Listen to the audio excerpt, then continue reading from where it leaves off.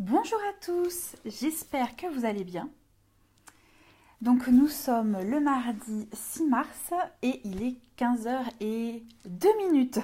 Je suis vraiment désolée d'avoir juste 2 minutes de retard, mais on fait comme on peut. Alors si j'ai les yeux rouges, ne vous inquiétez pas, je ne suis pas en train de pleurer, j'ai juste en fait des énormes allergies.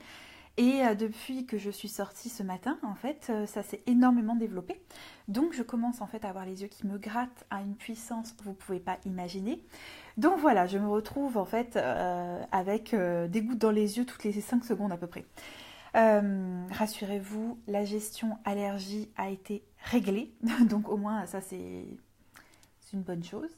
Et aujourd'hui, c'est un grand soleil sur Montpellier alors qu'il y a encore quelques jours. Je ne sais pas si vous, ça a été la même chose de votre côté, parce que je ne sais pas où est-ce que vous êtes situé. Mais en tout cas, à Montpellier, ça a été une avalanche de neige, ça a été vraiment quelque chose. Donc voilà. Mais en tout cas, ça y est, c'est fini. On n'en parle plus de la neige aujourd'hui. C'est place au printemps et c'est place au sujet du mois. Donc le sujet du mois de mars 2018, c'est le persona, point de départ de votre communication. Alors, pourquoi j'ai décidé de parler de ce sujet-là Tout simplement parce que je me suis rendu compte depuis que nous avons parlé des mots mystérieux, client idéal, persona et cœur de cible, c'était en octobre 2017. D'ailleurs, si vous voulez retrouver tous les lives, vous pouvez tout simplement parce que vous avez la possibilité de les retrouver et sur ma page Facebook et si vous le souhaitez, vous pouvez aussi aller sur ma chaîne YouTube. Donc voilà, comme ça au moins en tout cas les introductions du mois sur les réseaux sociaux, c'est comme ça que vous les retrouvez. Et on en avait parlé de ce sujet-là, mais pas avec apparemment trop de profondeur. En fait, il fallait plus de profondeur pour vous, dans le sens où je me suis rendu compte que le sujet était un petit peu outrepassé, et voire même ignoré pour certains, voulant tout de suite créer un logo, voulant tout de suite créer une communication, et malheureusement, ça se passe pas comme ça. Voilà, en fait, pour avoir une vraie communication forte et une vraie communication pérenne, il faut absolument, mais absolument, se dire que, attention, vous devez avoir une étude donc de vos services, de vos produits et à partir de là de vos personas assez, assez balèze, on va dire ça comme ça. Voilà. Donc, sachez aussi que j'ai décidé de reprendre les lives Facebook tout simplement parce que je me suis rendu compte que ça me manquait. Voilà, on va dire ça comme ça, que ça me manquait quand je faisais mes vidéos donc au mois de janvier et au mois de février. J'étais seule devant mon petit écran et en fait finalement il n'y avait pas d'aller-retour et j'avais vraiment envie de reprendre les lives Facebook. En plus de ça, c'est une introduction au mois, donc comme ça moi j'ai pas à la faire à la fin du mois mais au début du mois avec le blog qui en fait parle tout au long du mois avec d'autres sujets bien sûr, mais principalement du sujet du mois. Donc ce qui vous permettra vous de pouvoir en tout cas suivre les aventures directement sur le blog. Donc en tout cas, j'espère qu'on m'entend bien, qu'il n'y a pas de problème de son parce que j'ai dû remettre le petit micro, je ne sais pas si vous vous en souvenez, je vous en avais parlé, le petit micro pour faire en sorte de bien être entendu, sachant que moi j'ai un chat qui vadrouille, là ça va, il est derrière moi, il est en train de faire dodo sur une de mes valises, mais bon, on passe. Et à cause en fait de la neige de la semaine dernière, il y a eu énormément d'arbres. En fait, je vis à côté d'un parc. Il y a eu énormément d'arbres touchés et énormément de branches. Et en fait, c'est l'élagage. Donc, autant vous dire que je ne veux surtout pas que vous entendiez ça. Je préfère me concentrer donc sur uniquement le sujet principal. Donc, le point de départ, c'est finalement se rendre compte que la notion de persona n'est pas réellement acquise. Et si une notion n'est pas acquise, elle ne peut pas être mise en place à l'intérieur donc de votre entreprise, de vos projets, etc. Parce que finalement, un persona, c'est pas forcément pour une entreprise, ça peut être vraiment étudié pour un projet, pour une association, etc. Et ça permet de moins perdre de temps, moins perdre d'argent et être vraiment ancré dans votre réalité. Ce qui est finalement très très très important pour moi et pour vous donc pour faire en sorte que vos projets réussissent. Ce qui est primordial. Donc, le point de départ de votre communication, pourquoi? Parce que vous savez que la communication, donc le marketing est juste avant la communication. Donc finalement, en fait, le marketing nous donne en fait dans la communication des informations. Donc vous, quand vous allez prévoir donc votre plan d'affaires, vos notions de marketing. Qu'est-ce que c'est le marketing réellement pour un entrepreneur? C'est fixer donc quels sont les produits, combien il coûte ce produit-là ou ce service, faire en sorte que vous avez une distribution, donc est-ce que finalement vous vendez ça dans une boutique, dans un e-shop, etc., etc. Donc c'est super important de savoir ces notions-là. Et donc le marketing nous donne des informations en communication et nous en communication on se dit ah ok d'accord c'est cool j'ai tout mais par contre il faut absolument que j'approfondisse tout ça. Et en fait c'est pour ça que finalement le client idéal du marketing va nous servir à nous pour mettre en place des personas. Alors qui a créé le persona? Ding, ding. C'est question pour un champion aujourd'hui. Donc en fait, c'est Alan Cooper en 1999. En fait, ce qui est très drôle, c'est que Alan Cooper n'est absolument pas dans la communication, n'est absolument pas dans les relations publiques, mais Alan Cooper, en fait, est un spécialiste d'interface, ergonomie, etc. sur le web.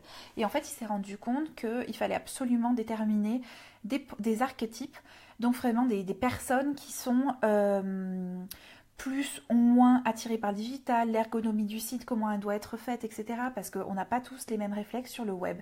Et ce qui est très drôle, c'est qu'en fait, finalement, c'est une notion qui est tellement essentielle à la communication de l'ordre général qu'aujourd'hui, elle est enseignée en communication média, hors média, digital. Enfin voilà, c'est vraiment très très important. Donc cette notion-là date de 99. Je vais vous regrouper 5 étapes qui sont essentielles pour pouvoir faire en sorte que vous puissiez donc déterminer qui sont vos personas. Donc, la première notion. Alors, la première notion, c'est collecter les informations. Et vous allez rigoler parce qu'en fait, je vais vous parler d'une information que nous avons vue en juin dernier. Alors, collecter les informations pour une entreprise qui existe déjà, c'est simple, c'est aller à la rencontre des clients qui existent et se renseigner sur eux, savoir leur nom, leur prénom, leur âge, leur habitude d'achat, etc. C'est vrai que cette notion-là, on l'a déjà vue un petit peu dans un point du mois de juin, qui était le sujet global, qui était notre premier live Facebook d'ailleurs, c'est finalement le CRM. Donc le CRM, c'est en fait un outil qui permet de manager les clients et connaître tout sur eux. Et c'est super important d'avoir cet outil-là au sein de votre entreprise parce que vous allez pouvoir le réutiliser par rapport aux newsletters, vous allez pouvoir le réutiliser en relations publiques, etc., etc. Donc finalement, le CRM se retrouve encore une fois utilisé ici. Donc en fait, le CRM permet de collecter des informations. Donc déjà, est-ce que c'est les informations que nous avons à l'intérieur du CRM ou pas? On le regarde, on l'étudie, etc. Après, finalement, le deuxième point, donc après avoir étudié le CRM, c'est est-ce qu'on a finalement toutes les données? Est-ce qu'on a véritablement un parterre assez large de tous les clients ou finalement le CRM n'a étudié qu'une partie des clients? Et donc, en fait, finalement, on se retrouve à définir des critères supplémentaires. Donc, je répète, 1, collecter des informations grâce à votre CRM. 2, c'est finalement la définition de critères importants par rapport à vos services et par rapport à vos produits. Donc, finalement, en fait, les critères importants peuvent être essentiels pour un de vos services ou un de vos produits et moins pour un autre. Mais pour faire en sorte qu'il y ait une généralité dans le questionnaire, vous devez absolument avoir le même questionnaire pour tout le monde. Et c'est beaucoup plus facile pour vous après pour gérer toutes les informations. La notion donc essentielle, c'est aussi poser des questions. Donc, ne pas hésiter aussi à faire des entretiens individuels avec certains de vos clients. En fait, vous pouvez très bien mettre en place au sein de votre entreprise une possibilité d'études qualitatives et demander à certains de vos clients s'ils veulent bien répondre à des questions, avec une possibilité pour eux d'obtenir un rabais ou un produit gratuit, etc. De toute façon, le client est toujours amené à être heureux de participer et d'être sollicité pour la réussite de votre entreprise. Donc finalement, n'hésitez pas à le faire parce que vous allez peut-être nouer un peu plus de liens et un peu plus d'humanité entre finalement votre entreprise et votre client. Vos clients, pardon. Et le troisième point qui est très important, donc à partir du moment où vous avez les données du CRM, donc plus les informations importantes pour vous, vous allez pouvoir faire ce que moi j'appelle le tableau de visualisation. En fait, c'est un tableau qui permet de visualiser votre persona. Et en fait, comment on fait ça? D'abord par écrit. On note toutes les informations. Et Alan Cooper, dans la manière dont il étudie ça, ça reprend en fait les données du client et du portrait du client idéal. Donc, c'est-à-dire que quand on visualise une personne, c'est beaucoup plus facile que quand on visualise un groupe. Donc, c'est pour ça qu'il faut partir d'un groupe pour aller jusqu'à la personne. Donc, peut-être que dans vos informations, vous vous êtes rendu compte qu'il y a les sportifs, il y a les jeunes mamans, etc., etc. Et jusqu'à en déduire un portrait clair, net et précis. On donne un prénom à cette personne, on donne un nom, on lui donne un âge et en fait on fait une moyenne par rapport à toutes les informations qu'on a eues. Il faut prendre des décisions. Si on a par exemple des chiffres qui ne sont pas forcément très forts, comme 20% ont une voiture, vous le mettez quand même. Vous mettez que les personnes ont une voiture parce que finalement le reste c'est voiture de location, voiture de société, etc. etc. S'ils sont propriétaires d'une voiture à 20% et que c'est le chiffre le plus fort, la personne a une voiture. Est-ce qu'elle habite en ville ou est-ce qu'elle habite à la campagne? Est-ce qu'elle habite dans une maison ou un appartement? Enfant, pas enfant, chien, chat, pas d'animaux de compagnie? Est-ce que finalement elle a un intérieur qui est plus, look bohème? Est-ce qu'elle a un intérieur qui est plus style moderne, etc. Tout ça, en fait, vous vous rendez même pas compte, vous, aujourd'hui, mais si ça se trouve, vous faites partie d'un tableau d'études concernant la première étape, donc vous faites partie des CRM d'entreprise, donc forcément, on l'avait dit, hein, le CRM, c'est aussi par rapport à la carte de fidélité, donc rassurez-vous, vous êtes étudié, ne pensez pas que vous ne l'êtes pas, vous l'êtes. Et la notion donc de persona, c'est vraiment très clair, c'est une personne qui n'existe pas dans la réalité. N'allez pas créer un persona qui a le nom, le prénom de votre meilleur ami, ça ne sert à rien. Vous devez vraiment créer des personnes qui n'existent donc pas pour vous, mais qui vont finir par être finalement presque vos meilleurs amis d'entreprise, on peut dire ça comme ça. C'est-à-dire que moi, quand j'ai créé mon entreprise, je vous l'ai dit, je suis passée par le programme Leslie Passerino. On avait la partie en fait portrait du client idéal et en fait, je me suis rendu compte que j'avais déjà étudié ça en école en BTS hôtellerie-restauration et après, bien sûr, en école de communication. Nous, on ne l'appelait pas le portrait du client idéal, je vous en avais déjà parlé, on disait cœur de cible, cible primaire, cible secondaire, etc. etc. C'était pareil pour mon BTS hôtellerie-restauration. Mais on n'allait pas dans la visualisation. Je suis une personne hyper visuelle. Et en fait, je me suis rendu compte que les données donc du programme LP, etc., étaient super importantes. Mais moi, j'avais besoin d'avoir sur un tableau la tête de la personne, son intérieur, etc., pour pouvoir me projeter. Et donc, en fait, ce tableau de visualisation, donc c'est ma partie favorite à moi. Une fois qu'on a écrit le portrait de ce persona, on passe au tableau de visualisation avec toutes les données. Effectivement, je ne vais pas vous toutes les donner maintenant dans cette vidéo, mais il y en a énormément des critères. Et comme je vous dis, certains critères pour vous vont être importants et ne vont pas l'être pour votre meilleure amie qui elle aussi est entrepreneur. Donc faites attention aussi de ne pas aller copier sur l'autre, parce que je vois des fois des concurrents, des concurrents en termes d'entreprise, ils disent ah oui, moi je vise la même personne que l'autre. Et non, c'est pas possible. En fait, vous êtes unique, votre entreprise est unique, elle offre des produits uniques. Et même si vous avez quelques produits qui sont similaires dans la boutique qui est à 300 mètres, mais vous n'allez pas être pareil. Peut-être que la décoration de votre entreprise est différente, votre service à la clientèle est différent. Donc ça va faire en sorte que votre persona est forcément différent. Il est plus attentif à un service à la clientèle bien sous tout rapport et surtout efficace. Donc ça, en fait, ça joue véritablement dans vos choix pour la création de vos personas. Donc la partie visualisation, en fait celle-là on va vraiment la voir à l'intérieur du blog, c'est-à-dire que tout le mois de mars je vais vraiment développer les personas et vous allez voir que je vais vous développer mes 3 personas à moi. Donc mes 3 personas sont simples, ils sont par rapport à mes 3 services que je propose. Donc il y a la consultation, il y a la partie stratégie et mise en œuvre, pardon, et il y a la partie formation. Et mes 3 personas sont Amanda, Elisabeth et Olivia. Et donc en fait, tout au long du mois de mars, je vais vous les présenter. Et vous allez rigoler, parce qu'alors, elles sont, comment dire, très différentes. Elles n'ont strictement rien à voir d'un point de vue extérieur. En fait, on me dit, mais attends, comment tu arrives à gérer avec ces 3 personas-là? Et en fait, vous vous rendez compte, en travaillant au quotidien, en ayant ce tableau de visualisation, en connaissant leurs proches, euh, en fait, c'est tout ce qui est important pour elles. Donc, voilà, pardon, excusez-moi, je cherchais les mots sur la feuille. Donc, en connaissant leurs buts, leurs attentes et leurs freins potentiels, tout ça fait en sorte que je connais quels sont les points essentiels pour les 3 qui sont communs, en fait. Et ce qui est très drôle dans la manière dont j'ai à gérer, certes, ce ne sont pas les mêmes caractères, ce n'est pas la même méthodologie, mais finalement, c'est le même point qui se ressemble, c'est-à-dire que moi, mes clientes ont besoin tout le temps d'être rassurées. Tout le temps. Donc je passe des heures de psychologie féminine, enfin comment dire féminine, n'importe quoi, de heures de psychologie pour assurer, faire en sorte que mes clientes soient rassurées et elles soient assurées d'aller plus loin encore dans leur entreprise.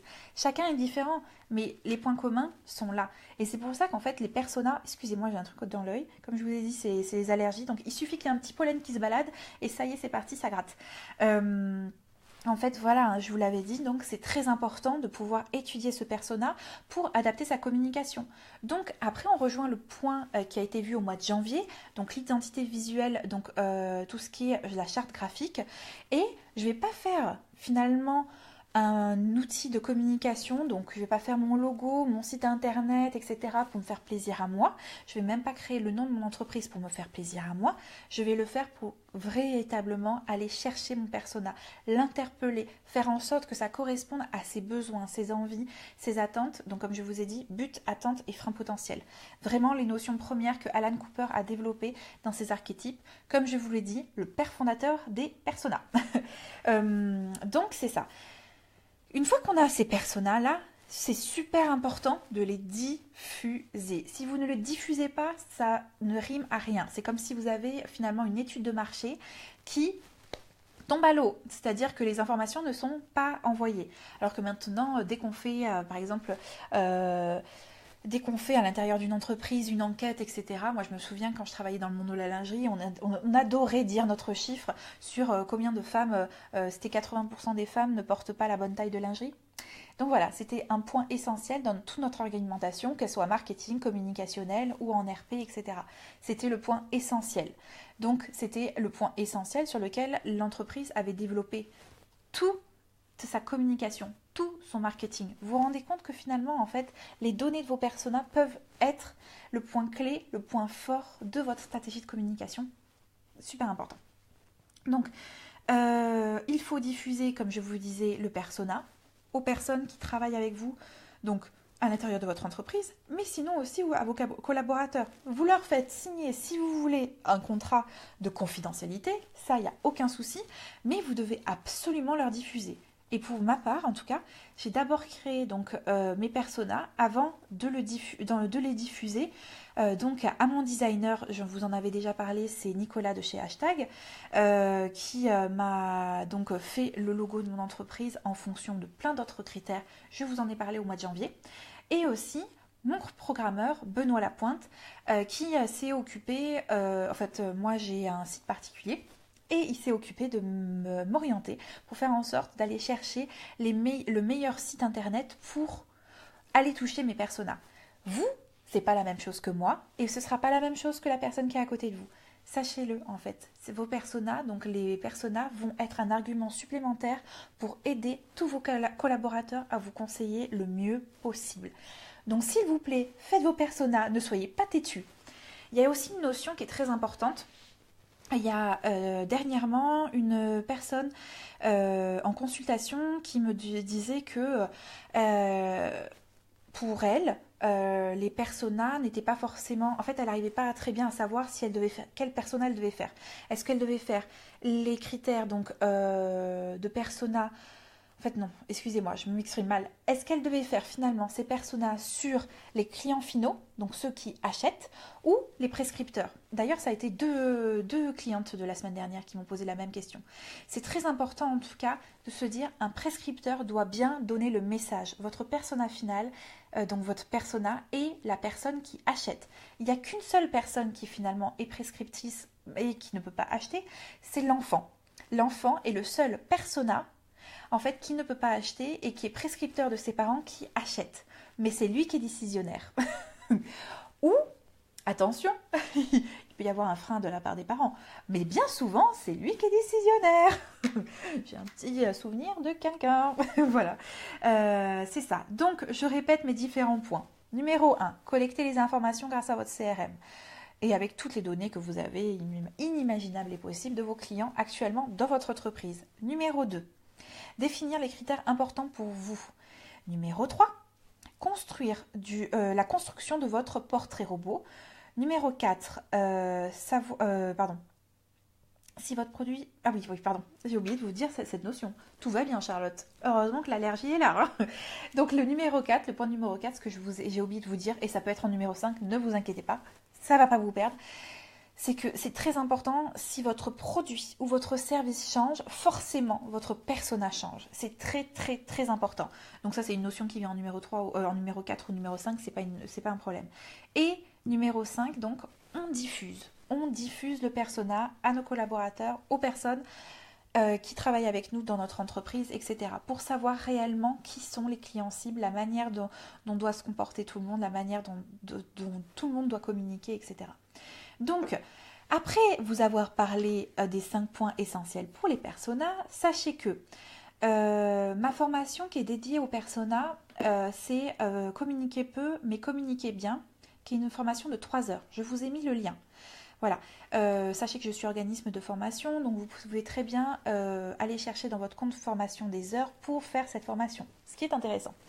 Pour les personnes qui sont entrepreneurs, sachez-le aussi, il y a des possibilités d'aller faire subventionner toutes les formations. C'est génial, de toute façon, en France, on aime la formation, alors autant en profiter. À l'intérieur de ça, donc de cette formation-là, on ne travaille pas que les personas. On travaille aussi tous les outils de communication qu'il faut mettre en place qui correspondent au persona. Et c'est là en fait la notion importante du persona. Parce que finalement, ça va vous permettre de prendre des décisions qui sont essentielles pour toujours, c'est toujours pareil chez moi, c'est perdre moins de temps, gagner plus en efficacité, focuser plus sur l'essentiel et finalement aller mettre en place des outils de communication qui vont réellement aller chercher donc vos personas. Donc je répète, le persona est le portrait robot ou l'archétype de votre client idéal. C'est un portrait robot, effectivement, mais ça aide vraiment à prendre toutes les décisions nécessaires en tant qu'entrepreneur. Comme je vous l'ai dit et je vous le répète, je vous ai mis le lien de mon blog. C'est tout au long du mois de mars que nous allons voir les notions de persona. Je vais en fait vous décrire point par point mes personas à moi, comme ça moi ça va vous donner vous un exemple. Je sais que les gens aiment bien des exemples. Donc voilà. Sachez aussi qu'il y a une nouvelle rubrique, vos questions, mes réponses, à l'intérieur du blog. Donc vous n'hésitez pas, si vous avez une question, je vous ai mis mon adresse mail, vous pouvez m'envoyer des questions. Alors ça peut être par rapport à l'entrepreneuriat, bien sûr, ça peut être aussi par rapport à la communication, surtout d'ailleurs de la communication. Donc toutes les questions sont étudiées et j'y réponds à travers le blog. Pourquoi? Parce que je l'ai vu au mois de février, oui c'est ça. La première personne à qui j'ai répondu, c'était au mois de janvier ou février? Charlotte réfléchit. En tout cas, c'était début février. J'ai donc proposé à la personne si elle voulait bien que je puisse donc répondre à sa question directement sur le blog. Elle a dit oui et finalement en fait je me suis rendu compte que ça avait servi à d'autres personnes. C'était surtout sur la notion d'association dans l'entreprise et en fait j'ai donné en fait moi ma propre expérience, voilà. Donc ça peut aider pour les autres. Et la notion, le dernier point dont je voulais vous parler, c'est la newsletter. Donc chaque mois, je propose de s'inscrire à une newsletter dédiée. Ce mois-ci, les personnes qui le souhaitent peuvent s'inscrire à la newsletter dédiée sur les personas, recevront quelques informations supplémentaires de l'ordre de 2-3, pas plus. Je ne vais pas aller plus loin parce que ma deuxième quinzaine de mars est très occupée par un petit bout de chou de moins de 2 ans, mais qui nécessite beaucoup d'attention. Donc en fait, je vais envoyer des petites informations pour vous aider et savoir où est-ce que vous en êtes dans la construction de vos personas. Et en fait, à la fin du mois de mars, donc pour toutes les personnes qui sont inscrites, sachez qu'à la fin du mois de mars, il y aura une surprise envoyée dans vos boîtes mail. Les personnes qui ne sont pas inscrites à la newsletter du mois de mars, parce que j'ai déjà eu le cas pour le e-book sur les relations avec les influenceurs et le e-book pour l'écriture sur le web, sachez que les personnes qui ne sont pas inscrites à cette infolettre-là spécifiquement ne recevront pas le cadeau. Et le cadeau, je ne dis pas que ce n'est pas forcément un e-book. Ça peut être une vidéo spéciale, ça peut être une formation spéciale ou carrément une formation gratuite. Nous ne savons pas, je vous le dirai à la fin du mois de mars. Donc, vous n'hésitez pas à vous inscrire si vous souhaitez avoir le cadeau. Donc, si vous souhaitez avoir la surprise, c'est uniquement dans cette newsletter-là. Voilà, qu'il y ait personne qui vienne me voir au mois de mars en me disant mais là Charlotte, j'ai pas reçu le cadeau. Non, ça marche pas. Donc voilà, donc je vous laisse vous inscrire, comme ça au moins je ne pollue pas la boîte mail des autres, pour ceux qui ne sont pas intéressés par cette notion. Je vous souhaite de passer un excellent mois de mars. Notre prochain rendez-vous aura lieu le 20 mars. Il y aura un live spécial donc autour de la communication de crise. C'est une notion qui m'a été demandée et il y aura par la suite une formation spéciale pour ceux qui le veulent. Donc je vais rajouter une formation à mes 5 formations actuelles. En fait, je peux faire autant de formations que je veux, là il n'y a vraiment pas de souci. C'est juste qu'au fur et à mesure, je veux faire uniquement des formations qui sont intéressantes pour mes clients, donc pour mes personas à moi. Et je me suis rendu compte que finalement, la notion de conflit et très mal vécu par mon persona à moi, enfin mes 3 personas. Donc en fait, nous allons faire un live spécial sur la communication de crise interne et externe, donc le 20 mars, et par la suite, il y aura l'ouverture d'une formation spéciale concernant ce sujet-là. Donc voilà, ce sera le 20 mars à 15h, et toutes les informations sont au-dessous. Ceux qui sont abonnés à la newsletter, vous avez reçu cette information-là en fin de semaine et je vais de toute façon le rappeler sur mes réseaux sociaux.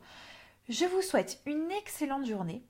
J'espère réellement que certains d'entre vous vont prendre la décision de faire leur persona comme il se doit et pour pouvoir réellement avancer dans leur entreprise pour aller un pas plus loin et pour réellement partir du bon pied. Parce que les personas sont réellement le point de départ d'une communication efficace. Je vous souhaite une bonne journée. À bientôt.